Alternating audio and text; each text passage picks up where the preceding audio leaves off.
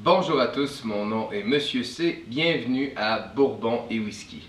Aujourd'hui, on va parler du Sour Mash. Ok, on va parler chimie un peu. Pour ceux qui veulent vraiment savoir comment ça se passe à l'intérieur de la distillation, juste avant que l'alcool se distille, vous savez comment faire une bière? On arrive avec des grains, du blé, etc. On ajoute un peu de levure, de l'eau, on fait bouillir ça, on fait une genre de mash avec ça. Et puis par la suite, justement, on distille ça, on va chercher le sucre. Ensuite, on va chercher l'alcool à l'intérieur de ça.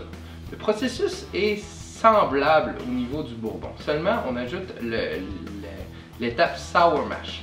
Il n'est pas obligé d'être fait dans tous les bourbons, mais si vous voyez à l'intérieur d'un bourbon, où vous voyez justement que c'est marqué sour mash, pour plus le faire vendre, justement, c'est une question de marketing. Car la plupart le font.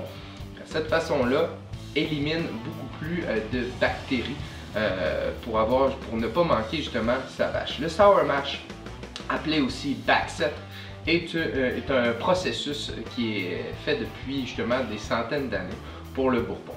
Une fois qu'on a notre batch faite, avec l'eau, les grains, etc., que ça bout, la levure, etc., bien, on va rajouter, une fois qu'on a fait notre première batch, okay?